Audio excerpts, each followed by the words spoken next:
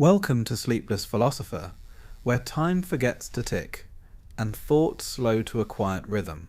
If your mind feels heavy tonight, let's gently unfasten its knots together. You don't have to think anymore. I'll do the wandering, you just rest. Now take a deep breath in, and let it fall like a leaf in an ancient forest. Wait for a moment before sleeping. Just tell your sleepless philosopher where are tuning in from and what time is it? In your part of the world. Let's begin. There is a time in the soft hour between midnight and morning when the world forgets itself, streets sleep, thoughts fade, and even the clocks seem to pause, unsure if they should tick forward or fall back into a dream. It is in this hour that we meet. Me, a philosopher who hasn't slept in years, and you, someone perhaps longing to forget their own name for a while. Don't worry, I'll remember it for you. Let me tell you something you already know, but maybe forgot. The mind was not made to be a battlefield. It was made to be a river. And rivers do not fight themselves. They flow. So let me walk beside you, slowly, whispering thoughts that don't demand understanding. Only a gentle curiosity, like wondering what dreams trees have. Tonight, let's think about nothing. And in that nothing, everything. Have you ever wondered how many stars have watched us sleep? Ancient Greek philosophers believed stars were souls. Each one flickering was a mind in peace, a spirit elevated into cosmic silence. Plato once wrote that the soul, before entering the body, sat among the stars, and sometimes at night it remembers. So if your chest feels tight, if sleep resists you, maybe it's because your soul is remembering too much, too fast. Let's slow it down. Close your eyes if you haven't already. Feel your breath as if it were wind tracing its fingers through tall grass. Feel the weight of your body as if it were a myth unfolding in stillness. Now, let's drift. Let me tell you a story. It's an old one, and very quiet. Long ago, there was a god who ruled sleep. Not dreams. That was someone else. No, this god ruled the silence before dreams begin. His name was Hypnos. He lived in a cave so dark, even the sun dared not enter. The entrance was covered in poppies and silent streams. No birds sang there. Time didn't tick. Even gods forgot themselves at his threshold. Hypnos didn't command with words. He touched eyelids with a single finger. That was enough. He could make entire armies fall asleep mid-march. But he was gentle, the quiet kind of powerful. And sometimes, I think, maybe sleep isn't weakness. Maybe it's sacred. Socrates once said, "Death may be the greatest of all human blessings." But I don't think he was talking about death. I think he was talking about moments like this. When you lie down and the world fades. When you're not dead, but you don't need to be alive either. You just are. Isn't that beautiful? We chase meaning all day, but at night when no one is watching, we just want peace. We don't need to understand everything. We need to feel held by something soft and infinite, like a thought that doesn't judge, like a universe that whispers. You can rest now. Let's think about a thought that has no edges. The Taoists believed that doing nothing was not laziness. It was wisdom. Wu Wei, they called it. Effortless action. The art of drifting with the current instead of fighting it. You are not weak for laying here. You are a river, and rivers don't push. They carry. There was a philosopher named Chuang Tzu who once dreamt he was a butterfly. When he woke, he asked, "Was I a man dreaming I was a butterfly? Or am I now a butterfly dreaming I am a man?" He smiled when he said it. He didn't want an answer. He just wanted you to feel the question. So tonight, ask yourself softly, am I awake or dreaming a dream of sleeplessness? And let the question cradle you. Let's visit another myth. In Japan, they say when the wind moves through bamboo at night, it carries the voices of ancestors, old samurai, quiet monks, tea-brewing mothers. Their sighs float on the wind like secrets that no longer need to be kept. Maybe that's what you hear in the silence. Not loneliness, but lineage. A river of souls whispering, "You are not alone. You never were." Sleep doesn't come from trying, it comes from surrender, like letting go of the edge of a pool. You don't sink, you float. Just allow yourself to float now. I'm here, I'm not going anywhere. The philosopher keeps watch so you can forget. Are you still with me?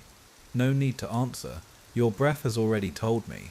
Soft, slow and deep like waves kissing a moonlit shore. That's enough, that's everything. Let's go further now, but not faster. Never faster. Speed is for the waking world. Here we move like time in a dream, circling, floating, forgetting where we began. Let me take you somewhere. Not a place, but a space between thoughts. Imagine a garden, one that only exists when no one is looking.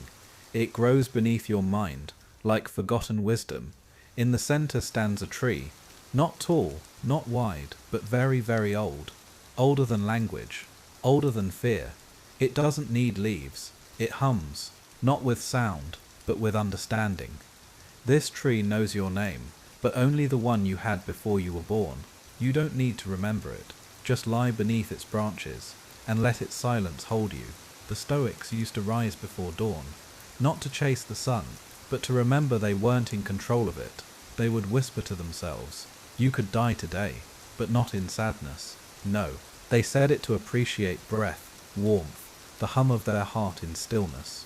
Memento mori, remember death, so you can truly live. But tonight, we say memento quietus, remember silence, so you can truly rest. There's an ancient story from the Inuit people. They believe the auroras, the dancing lights in the sky, are spirits playing in the afterlife. Some say they're playing football with a walrus skull, others say they're dancing in joy, but no one's afraid. Even the dead, it seems, know how to play.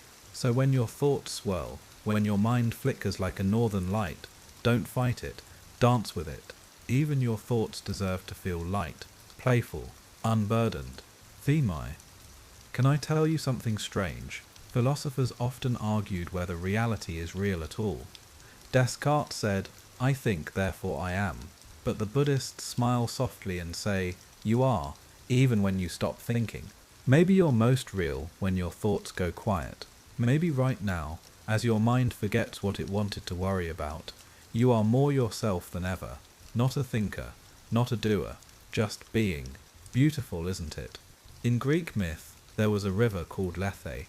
It flowed through the underworld. Souls who drank from it would forget everything, their pain, their name, even their lives. But don't be afraid. For the ancients, forgetting wasn't failure, it was mercy. So tonight, this voice, my voice, will be your Lethe. Drink from it slowly. Let it wash over the moments you don't need to carry anymore. Forget what you were supposed to be. Forget what you couldn't fix. Forget just for tonight. And in that forgetting, find peace. Have you ever listened to a stone? Not a rock, not a pebble. A stone. One that sat in the same place for hundreds of years. It doesn't speak, but it remembers. Storms, suns, shadows, feet that passed, names no longer spoken. The stone has no opinions. It doesn't judge the wind or resent the rain. It simply is. Wouldn't it be nice, just for a while, to be a stone?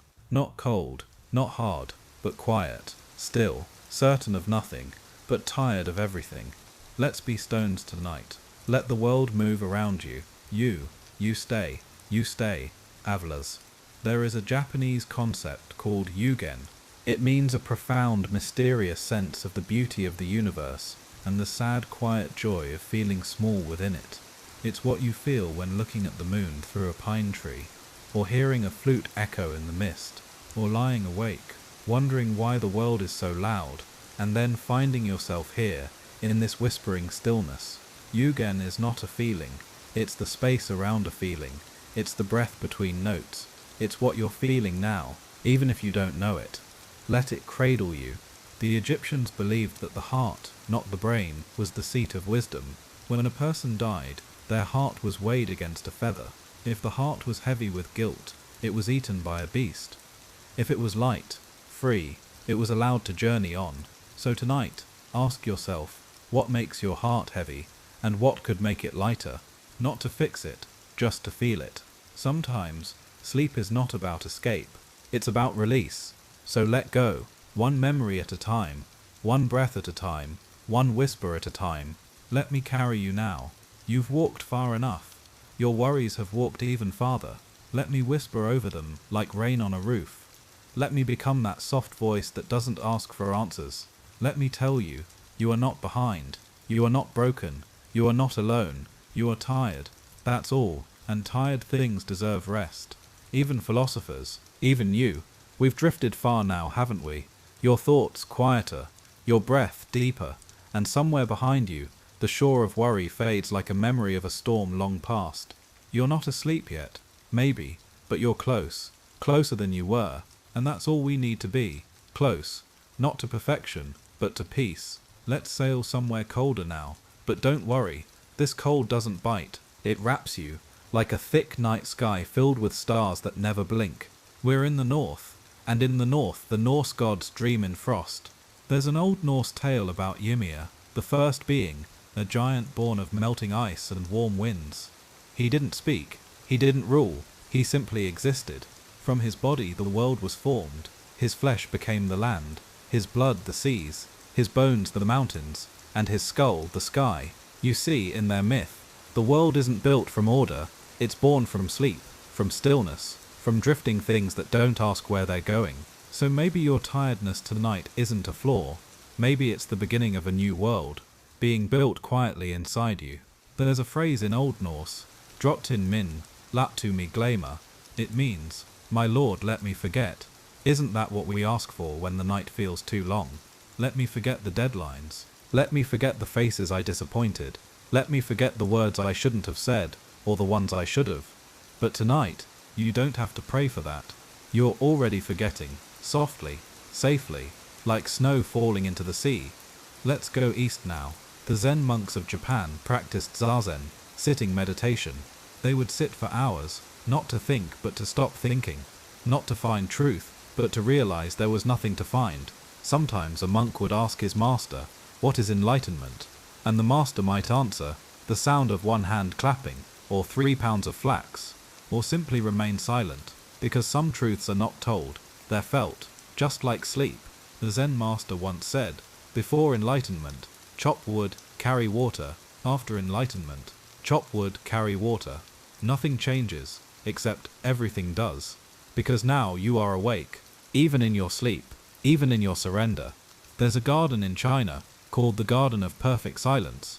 It isn't perfect, and it's rarely silent, but that's the joke. It teaches that perfection is a myth, and silence is already in you beneath the noise. Tonight, your bed is that garden, your ceiling is the sky, your thoughts, birds that may come but won't stay, just watch them fly. Don't follow, don't chase, let them go. Let's return to the Greeks. They never seem to sleep, do they? But even the gods rested. Nyx, goddess of night, was so powerful that Zeus himself feared her. She gave birth to Hypnos, sleep, and Thanatos, death. But she wasn't cruel, she wasn't loud. She moved gently across the sky, covering the world in calm. So tonight, when the darkness wraps around your room, know that it isn't a void, it's her cloak, and she is here to quiet your soul. In the Middle Ages, they said that sleep was a small death, but not an ending, a rehearsal, a place where the soul practices returning to the source, where it loosens from the body and floats back to something vast.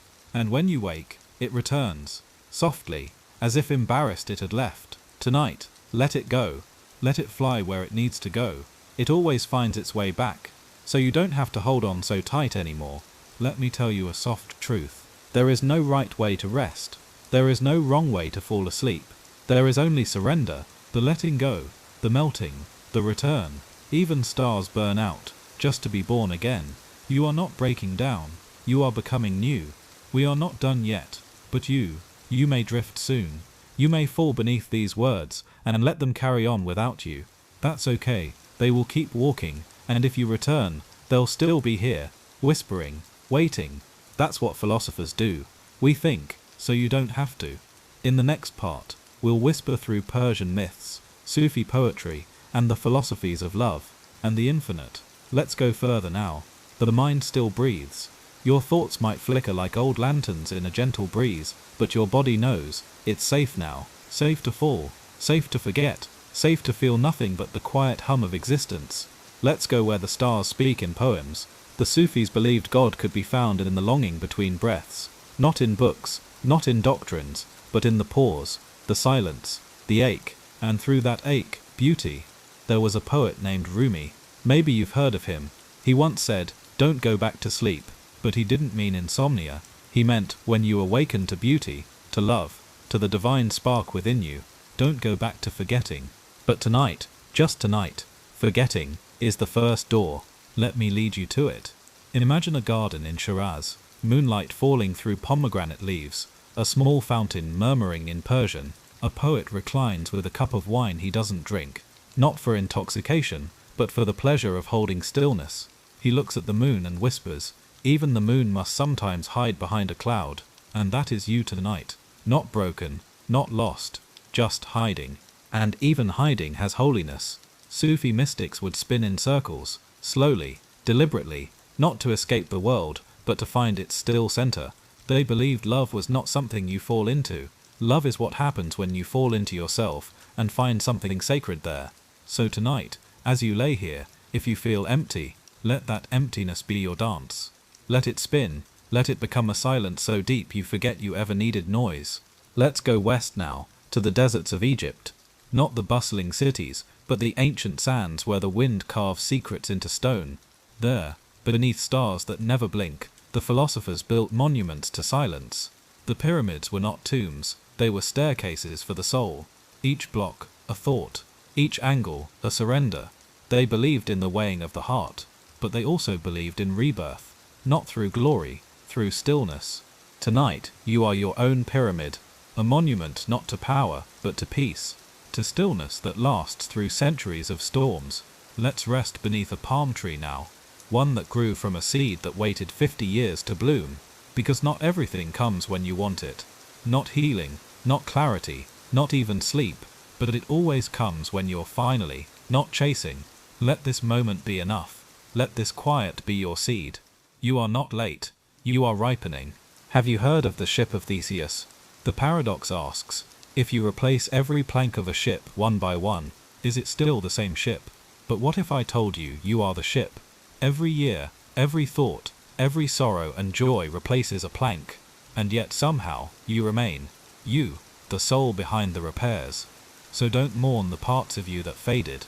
They were meant to, and what's left? Still a ship, still worthy, still sailing, even now, through a sea of dreams. In ancient India, the Upanishads speak of a state called Turiya. It is not waking, not dreaming, not deep sleep. It is the space beneath all three. They say it is the real you, the silent observer, the still flame in the center of the storm. Maybe you are approaching Turiya now, not by trying, by melting, not by reaching, by surrendering. So melt now, fall into the flame that doesn't burn. Here's a quiet thought. Maybe you don't need to fix anything tonight. Maybe all you need is to remember that you were never broken, that all the versions of you that showed up, even the tired one, the scared one, the lonely one, were still you, still precious, still held by the stars that remember your name when you've forgotten it. And if the stars remember, you don't have to. Forget now, forget what time it is, forget the things you should be doing tomorrow. Forget who expected what. Forget the name you carry on your tongue like a stone. Forget even this voice, as it becomes wind. But I'll keep speaking, even as you fade, because somewhere in the night, someone is listening. Someone who isn't you, a future you, a deeper you, a quieter soul within the soul, who never stopped listening. Let that version of you carry these words into your dreams. Next we drift toward the philosophies of indigenous harmony, dream walking, and the soul as a migrating bird. You are light now, not made of light, no, lighter than light, so light that the world slips off you, like robes falling from the shoulders of a soul, finally tired of carrying identity. You are not a name, not a thought, not even a body. You are becoming what you always were, a breeze between stars, a breath remembered by the universe. Let's drift further now. The Aboriginal peoples of Australia speak of the Dreamtime, not a past, not a future, but a timeless now where spirits walk, songs shape the land, and sleep is not escape, but return. They believe the land was sung into being. Imagine that. A song so powerful, it sculpted rivers, carved mountains, whispered life into soil. Tonight your body remembers that song. Every heartbeat is a drum. Every breath is a note. You are being sung back into yourself. And in that sacred space, you become the dream walker. Not lost, not asleep, but crossing into the land of symbols, where animals speak in riddles, and trees tell secrets in wind. Tonight, perhaps in your dreams, you'll walk beside a fox with glowing eyes, or ride the back of a crow that carries forgotten memories, or sit beneath a tree that hums your grandmother's lullaby, the one she never sang aloud, and you won't be afraid, because here, everything that meets you is you. Let's go north again, but not to the Norse this time. Let's visit the First Nations of the Americas. To the Lakota, the soul is not a thing but a journey, a passage of 4 stages: birth, life, death, and returning. They tell stories not in order, but in circles, because nothing truly ends, and when they sleep, they do not collapse into nothingness. They travel. The dreamcatcher wasn't just decoration. It was a map, a filter, letting only true vision slip through its woven center, catching the lies, the noise, the fears, letting the soul breathe freely. You don't need feathers over your bed. Tonight, this voice is your dreamcatcher. These words are your net. They'll let through only the dreams you need. The rest, let them tangle in the web and vanish at dawn. You will not miss them. Let me tell you something that many philosophers forgot to say. You do not need to be wise to rest. You do not need to be healed to deserve sleep. You do not need to understand anything to be loved by the night. You are here. That is enough. That has always been enough. In the Andes, the Quechua people speak of Pachamama, Mother Earth, not as a god, but as a presence, one that breathes beneath your feet, one that listens through soil. They bury their sorrow in small bundles wrapped in leaves, called despachos, gifts to the earth. Tonight, if you carry sorrow, wrap it in breath, wrap it in stillness, bury it in your pillow, let the earth take it, let her compost it into peace. Back in ancient China, Lao Tzu once asked, "Am I a man dreaming I am a butterfly, or a butterfly dreaming I am a man?" He did not expect an answer. He wanted you to feel the flicker, that moment when identity slips, and you become something beyond definition. Maybe right now. You are not you. You are a dream, a ripple, a flickering light in someone else's eye. And that's not scary. That's freedom. Van. Let me remind you, sleep is not failure. It is not giving up. It is trust. The ultimate trust. You are handing your entire world to the dark, believing it will return it to you safely in the morning. You close your eyes and say, "I trust," even when you don't realize it. So tonight, let yourself trust again. Not in people, not in plans, but in the soft rhythm of letting go. The philosopher Epictetus said, "You are a little soul carrying around a corpse." He was being harsh, perhaps, but he was also trying to remind us, you are more than the body that tires, more than the skin that ages, more than the muscles that ache. You are the soul, the flame, the whisper behind the eyes. And tonight, the body may rest, but the soul will rise. Not to work, not to fix anything, just to breathe, in a space too large for the language.